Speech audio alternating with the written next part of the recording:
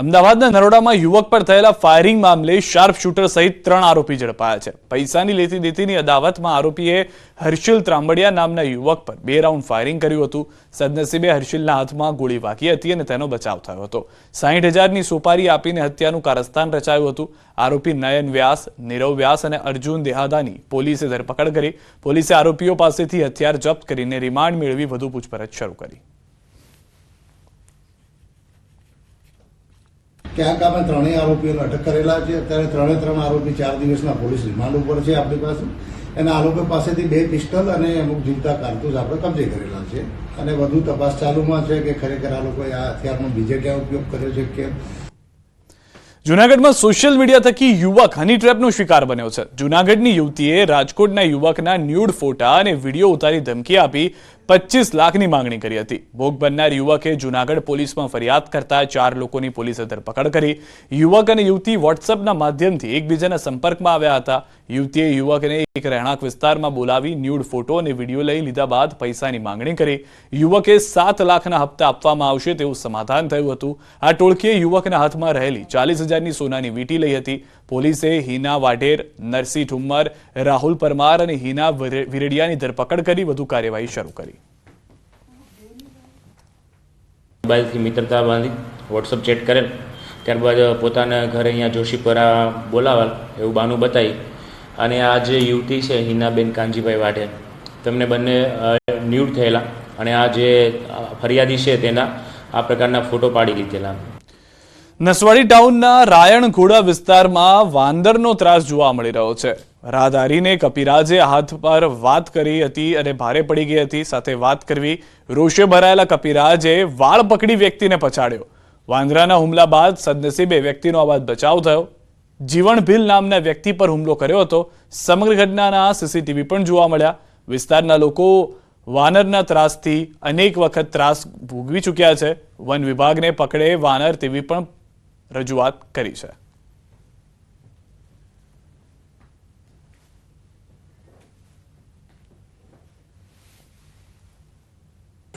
અમારા નસવાડી ટાઉનમાં વાંદરનો બહુ ત્રાસ છે, અને ભૂખા પેટેથી જીવન તીરે હેરાન કર્યા કરે છે, અને અમુક લોકોને તો મારા હોય છે। આજે જ અમારે જીવનભાઈ કરીને ખરા ને, એમને ઉચકીને પછાડી દીધા છે વાળ પકડી અમારા રાયણગોડા વિસ્તારની અંદર।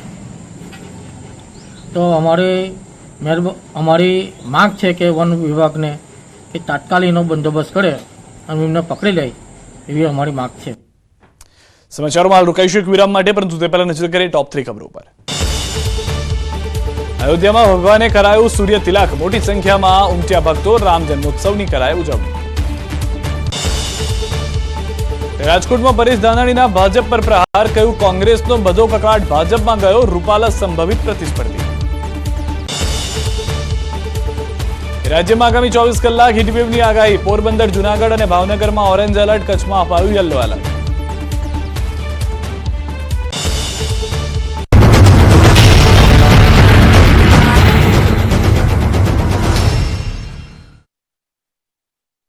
लूबी पम्प्स, फ्लो नहीं फोर्स।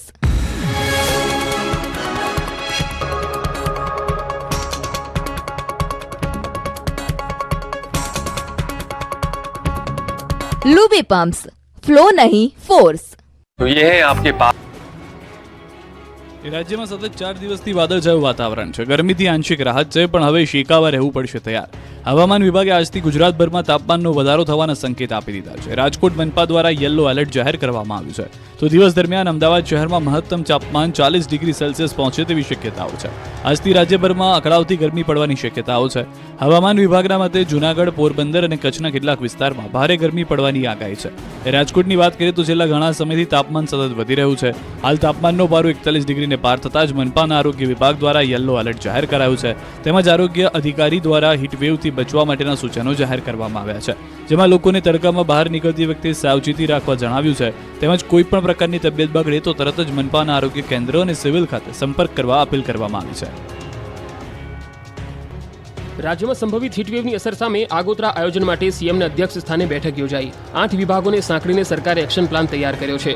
ઝીરો કેઝ્યુઅલ્ટી એપ્રોચ સાથે માનવ જીવન અને પશુધનની સંપૂર્ણ રક્ષા થાય તેવા અભિગમ સાથે એક્શન પ્લાનનો અમલ કરવા અંગે સીએમએ સૂચનો કર્યા. હીટવેવની પરિસ્થિતિમાં નાગરિકોએ શું કરવું અને શું ન કરવું તેવી માર્ગદર્શિકા 33 જિલ્લાના વહીવટી તંત્રને પૂરી પાડવામાં આવી છે. બીજી તરફ મલ્ટીપર્પઝ સાયક્લોન સેન્ટર કાર્યરત કરવા, સેવાભાવી સંગઠનોને છાસ અને ઓઆરએસ વિતરણ જેવા રાહત કાર્યમાં જોડાવા, હીટ સ્ટ્રોકના દર્દી માટે હોસ્પિટલમાં સ્પેશિયલ બેડ તૈયાર કરવા, પ્રવાસન સ્થળોને બપોરના સમયમાં બંધ રાખવા સહિતના સલામતી અને સાવચેતીના પગલાં માટે જરૂરી પ્રબંધ કરવામાં આવ્યા. રાજ્યમાં અગનજ્વાળા વરસી રહી છે. કાળઝાળ ગરમીનો હીટસ્ટ્રોક ન થાય તે માટે સરકાર દ્વારા એક્શન પ્લાન પણ બનાવાયો છે. મોટાભાગના શહેરમાં ગરમીનો પારો 40 ડિગ્રીને પાર થઈ ગયો છે. ત્યારે વડોદરાના ગોત્રીથી લક્ષ્મીપુરા તરફ જવાના રોડ પર ડામર પીગળ્યો. ધૂમધકતા તાપે કોન્ટ્રાક્ટરની પોલ ખોલી નાખી. રોડની હલકી ગુણવત્તાએ ઉઠાવ્યા અનેક સવાલ. ગરમીમાં રસ્તા પરનો ડામર પીગળી જતા અકસ્માતનો ભય સેવાઈ રહ્યો છે. વાહન ચાલકો જીવના જોખમે અવરજવર કરતા નજરે પડ્યા હતા. લોકોને અટકાવવાની પણ કોઈએ દરકાર લીધી નહોતી. પીગળેલા રોડ પર તાત્કાલિક રેતી નાખવા રાહદારીઓએ માંગ કરી હતી. ગુજરાતવાસીઓ માટે સારા સમાચાર અંબાલાલ પટેલે આપ્યા છે. આ વર્ષે રાજ્યમાં કેવો વરસાદ પડશે તે અંગે અંબાલાલ પટેલે મોટી આગાહી કરી છે. હવામાન નિષ્ણાતના મતે 24 મેથી 4 જૂન વચ્ચે પ્રી મોન્સૂન એક્ટિવિટી જોવા મળશે, જ્યારે રાજ્યમાં 8 થી 15 જૂન વચ્ચે ચોમાસું વિધિવત રીતે બેસી જવાની વાત કરી છે. જૂનની શરૂઆતમાં અરબ સાગરમાં હલચલ જોવા મળશે. રાજ્યમાં ક્યાં કેટલો અને કેવો વરસાદ પડશે તે અંગે પણ અંબાલાલ પટેલે વાત કરી હતી, જેમાં દક્ષિણ ગુજરાતના ભાગોમાં આ વર્ષે સારો વરસાદ રહેવાની સંભાવના છે, તો જૂનાગઢના ભાગોમાં સારો વરસાદ રહેવાની શક્યતા છે. અમરેલી જિલ્લાના ભાગમાં સારો વરસાદની વકી છે. તો ઉત્તર ગુજરાતની વાત કરીએ તો બનાસકાંઠા જિલ્લાના ભાગોમાં સારો વરસાદ રહેશે. કચ્છ જિલ્લાના ભાગમાં પણ સારો વરસાદ પડશે. હાલ ગુજરાતમાં કાળઝાળ ગરમી છે. ગરમીનો પારો 40 ડિગ્રીને પાર થઈ ગયો છે. ત્યારે ઓગસ્ટ સપ્ટેમ્બર મહિનામાં ભરપૂર વરસાદ રહેવાની વાત અંબાલાલે કરી. દરિયામાં હવાનું હળવું દબાણ ઊભું થવાની પણ શક્યતા વ્યક્ત કરી છે. ક્ષત્રિયોના ઝંઝાવાતી વિરોધ વચ્ચે ભાજપના ઉમેદવાર પરસોત્તમ રૂપાલા આજે રાજકોટમાંથી ઉમેદવારી નોંધાવી દીધી. પરસોત્તમ રૂપાલાએ ઉમેદવારી ફોર્મ ભરતા પહેલા સવારે જાગના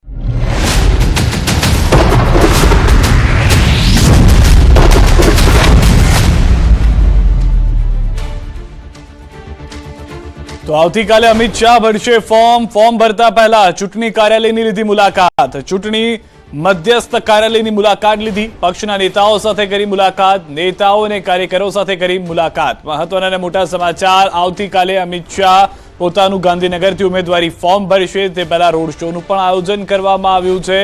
હાલમાં જે જાણકારી મળી રહી છે તે પ્રમાણે ચૂંટણી મધ્યસ્થ કાર્યાલયની મુલાકાતે પહોંચ્યા હતા અમિત શાહ. તેઓએ પક્ષના નેતાઓ સાથે પણ મુલાકાત કરી છે અને ગાંધીનગરની અંદર સૌથી મોટી લીડ સાથે જીત માટેનો વિશ્વાસ પણ તેઓએ વ્યક્ત કર્યો છે. જ્યાં આગળથી અમિત શાહ ફરી એક વખત ચૂંટાઈને જશે. પહેલી લોકસભા ચૂંટણી લડ્યા તેઓ ગાંધીનગરથી 2019માં અને ત્યારબાદ ફરી એક વખત 2024થી ચૂંટણી લડવા જઈ રહ્યા છે અમિત શાહ. આ રોડ શો સાણંદથી શરૂ થઈને સવારે 9 કલાકે કલોલ અને બપોર પછી 4 વાગે સાબરમતી વિધાનસભા, ઘાટલોડિયા વિધાનસભા, નારણપુરા વિધાનસભા, વેજલપુર વિધાનસભા અને રાત્રે જંગી જાહેર સભાનું આયોજન કરવામાં આવ્યું છે. હાલ ચૂંટણીનો માહોલ છે. નેતાઓ પૂરજોશમાં પ્રચારમાં લાગ્યા છે. ત્યારે અમરેલીના જાફરાબાદમાં રામનવમીમાં નીકળેલા શોભાયાત્રામાં પણ ચૂંટણીના રંગ દેખાયા. આ દ્રશ્યો અમરેલીના જાફરાબાદના છે, જ્યાં રામનવમી નિમિત્તે ભવ્ય શોભાયાત્રા યોજાઈ. શોભાયાત્રા દરમિયાન પ્રધાનમંત્રી મોદીની વેશભૂષામાં પહોંચેલા એક વ્યક્તિએ આકર્ષણ જમાવ્યું. કાર પર સવાર થઈને આવેલા વ્યક્તિનું વિસ્તારના ધારાસભ્ય હીરાભાઈ સોલંકીએ સ્વાગત કર્યું. હીરાભાઈ સીધા જ તેમની પાસે પહોંચ્યા અને કાર પર જઈને ફુલહાર પહેરાવ્યો હતો. જાફરાબાદમાં વિશ્વ હિન્દુ પરિષદ તથા બજરંગ દળ દ્વારા ભવ્ય શોભાયાત્રાનું આયોજન કરાયું હતું. આ શોભાયાત્રામાં પીએમ મોદીની વેશભૂષામાં પહોંચેલા ભાઈએ કારમાંથી સૌનું અભિવાદન ઝીલ્યું હતું.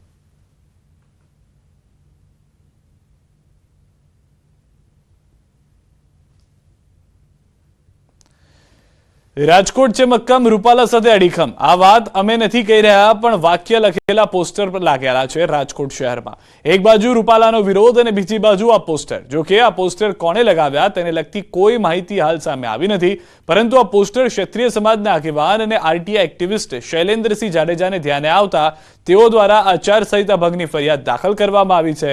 ફરિયાદ બાદ નોડલ અધિકારી પણ સ્થળ પર પહોંચી આવ્યા હતા અને આ પોસ્ટર કોણે લગાવ્યા તે દિશામાં તપાસ કરવામાં આવી છે. સર્ટેન વિગતો દર્શાવવી ફરજિયાત છે. એ વિગતો દર્શાવેલી ન હોવાથી મારા દ્વારા ગઈકાલે ફરિયાદ દાખલ કરવામાં આવી હતી. જે ફરિયાદનું સ્ટેટસ જે ડિપાર્ટમેન્ટ છે એના તરફથી આવી ફરિયાદ સાચી છે અને આ ફરિયાદ સાચી છે એટલા માટે જે હોર્ડિંગ બેનર ઉતારવા માટેની કામગીરી અમે આરએમસીને સોંપેલી છે. પાટણમાં વેરાઈ ચકલા સ્થિત ભગવાન રામના મંદિરથી 37મી શોભાયાત્રાનું આયોજન કરાયું. રામનવમી પર્વ નિમિત્તે મંદિરમાં વહેલી સવારથી જ ભક્તોની ભારે ભીડ જોવા મળી. જય શ્રી રામના નાદથી મંદિર ગુંજી ઉઠ્યું. ચૂંટણી નજીક હોવાથી વિવિધ પક્ષના ઉમેદવારો ભગવાન રામના શરણે પહોંચ્યા. ભાજપ ઉમેદવાર ભરતસિંહ ડાભી અને કોંગ્રેસ ઉમેદવાર ચંદનજી ઠાકોરે ભગવાન રામના ચરણોમાં શીશ ઝુકાવ્યું અને જીતના આશીર્વાદ માંગ્યા. ભારતીય જનતા પાર્ટીએ અને આપણા યશસ્વી વડાપ્રધાન નરેન્દ્રભાઈએ અયોધ્યામાં રામલલ્લાનું મંદિર બનાવ્યું. 500 વર્ષ પછી જે રામલલ્લાના દર્શન કરાયા ભારતવાસીઓને અને એના પ્રથમ વખત પાટણ શહેરમાં રામલલ્લાની આજે રામનવમીએ શોભાયાત્રા નીકળી રહી છે. આ સાચા અર્થમાં દેશની જે રામ રાજ્યની જે સ્થાપના છે એ સબરી જેવા બની અને સમગ્ર દેશમાં વિશ્વમાં જો સંદેશો આપશો તો સરા અર્થમાં રામ રાજ્યની સ્થાપના થઈ ગણાશે. અને આ દેશ જે પ્રમાણે રામમય છે એટલે રામના દરેક દિલમાં 18 આલમના દિલમાં રામચંદ્ર ભગવાનનું સ્થાન પામેલું છે. મહેસાણામાં 43મી પ્રભુ શ્રી રામની રથયાત્રા યોજાઈ. આ રથયાત્રામાં સીએમ ભૂપેન્દ્રભાઈ પટેલ ખાસ હાજર રહ્યા હતા. સીએમનું સ્વાગત કરવામાં આવ્યું. નીતિન પટેલે સીએમ વિશે નિવેદન આપ્યું. તેમણે કહ્યું કે ભૂપેન્દ્ર પટેલ ધર્મના દાદા છે. એ સૌને ગમે એવું કામ કરે છે. આપણા મૃદુ અને મક્કમ મુખ્યમંત્રી પણ આપણે બધા દાદા કહીએ છીએ, ખબર છે ને? એ કયા દાદા કહો?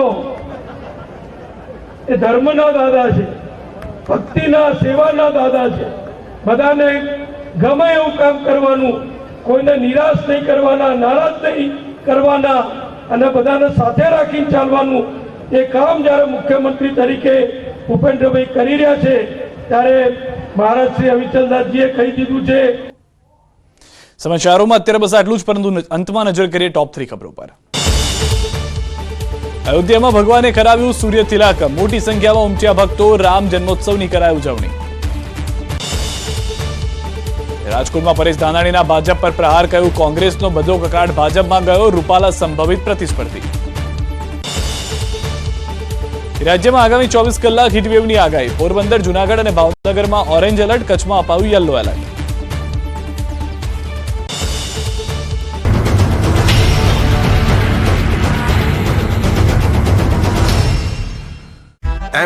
કર્યા હતા. જે બાદ તેમણે સમર્થન રેલી પણ યોજી હતી, જેમાં તેમની સાથે પૂર્વ મુખ્યમંત્રી વિજય રૂપાણી પણ જોડાયા. રૂપાલાને આ રેલીમાં મોટી સંખ્યામાં લોકોએ સાથ આપ્યો. જે બાદ તેમણે જનમેદનીને સંબોધન કર્યું. આ સંબોધનમાં તેમણે ક્ષત્રિય સમાજને ભાજપ સાથે જોડાવા માટે વિનંતી પણ કરી. જનમેદનીના સંબોધનમાં પરસોત્તમ રૂપાલાએ ક્ષત્રિયોને વિનંતી કરતા કહ્યું કે મંચ પર ઉપસ્થિત ક્ષત્રિય સમાજના અમારા આગેવાનોનું પણ હૃદયપૂર્વક આભાર માનું છું, એમનો ધન્યવાદ માનું છું. હું સમગ્ર ક્ષત્રિય સમાજને પણ વિનંતી કરવા મતનો છું કે અમારે આપ સૌના સાથની જરૂર છે. દેશના હિત માટે, રાષ્ટ્રના હિત માટે મોટું મન રાખીને ભારતીય જનતા પાર્ટીના સમર્થનમાં આપ સૌ પણ જોડાવો એવી નમ્ર વિનંતી કરી. રૂપાલાની રેલીમાં ભાજપના ક્ષત્રિય આગેવાનો પણ હાજર રહ્યા. હવે 20 તારીખે મળીએ ત્યારે ખબર પડે બરાબર છે કેવો આક્રમક હશે. 19 તારીખે ફોર્મ પાછું નોખે છે તો આનાથી વધારે તો આક્રમક હશે જ એવું હું માનું છું. રૂપાલા સામે ઓપરેશન પાર્ટ 2. અનેક વખત પરસોત્તમ રૂપાલાએ માફી માંગવા છતાં ક્ષત્રિય સમાજ ટસનો મસ્ત નથી થયો. ક્ષત્રિય સમાજ માત્ર ને માત્ર એક જ માંગ પર અડગ છે, રૂપાલાની ટિકિટ રદ કરવામાં આવે. પરસોત્તમ રૂપાલાએ વિરોધના વંટોળ વચ્ચે ઉમેદવારી ફોર્મ ભર્યું તો ક્ષત્રિય સમાજના આગેવાન પીટી જાડેજાએ રૂપાલા સામે વિરોધનો પાર્ટ 2 શરૂ કરવા અંગે મહત્વપૂર્ણ નિવેદન આપ્યું. તેમણે કહ્યું કે અમારે ભાજપ સાથે કોઈ વાંધો નથી, અમે તેમના સમર્થનમાં છીએ. અમારી એક જ માંગ છે, રૂપાલાની ટિકિટ રદ કરવામાં આવે. જો રૂપાલા પોતાની ઉમેદવારી પાછી નહીં ખેંચે તો ક્ષત્રિય સમાજના વિરોધના પાર્ટ 2 માટે આગળની રણનીતિ ઘડીશું. આગામી 20 એપ્રિલના ફરી ક્ષત્રિયો એકઠા થઈ નવી રણનીતિ ઘડશે. વિરોધ વધુ ઉગ્ર બનતા રૂપાલાએ 2 વખત માફી માંગી હતી. તેમ છતાં પણ હજુ સુધી ક્ષત્રિય સમાજમાં નારાજગી જોવા મળી રહી છે. ઉમેદવારી નોંધાવતા પહેલા રૂપાલાએ એક સંબોધન કર્યું હતું, જેમાં તેમણે ક્ષત્રિયોને અપીલ કરતા કહ્યું હતું કે આજે જે ક્ષત્રિય આગેવાનોએ સમર્થન આપ્યું છે એ તમામનો આભાર. હું તમામ ક્ષત્રિયોને પણ નમ્રતાપૂર્વક વિનંતી કરું છું કે તમે પણ દેશના હિત માટે ભાજપ સાથે જોડાઓ. અડધી રાત્રે થયેલી બેઠકમાં ઉકેલ ન આવતા અને રૂપાલાએ રાજકોટથી ફોર્મ ભરી દેતા હવે ક્ષત્રિયોએ આંદોલનના બીજા તબક્કાના કાર્યક્રમની જાહેરાત કરી દીધી છે. 19 એપ્રિલે ગુજરાત રાજ્યની સંગઠનોની તમામ સમિતિ આવશે, જેમાં આગામી રણનીતિ નક્કી કરવામાં આવશે. ક્ષત્રિયોએ જ્યાં ભાજપની રેલી કે અન્ય કોઈ કાર્યક્રમ થશે તેનો કાયદાની મર્યાદામાં રહીને વિરોધ કરવાની જાહેરાત કરી છે. સંકલન સમિતિએ કહ્યું કે અમારી માંગણી હતી રૂપાલાને હટાવો, પણ ભાજપે અમારી એ વાત ન માની હોવાનું લાગી રહ્યું છે. આ આંદોલન સ્વયંભૂ છે, કોઈ નેતા નથી. લોકો સ્વયંભૂ રીતે આંદોલનમાં જોડાઈ રહ્યા છે. તેમણે કહ્યું કે અમે યુદ્ધ જીતવાના જ છીએ. અમારી પાસે તો 7 તારીખ સુધીનો સમય છે. હજુ રૂપાલા અને ભાજપ પાસે મોકો છે. અમારી માંગ નહીં માને તો કાળા ઝંડા બતાવીને શિસ્તપૂર્વક આંદોલન કરીશું.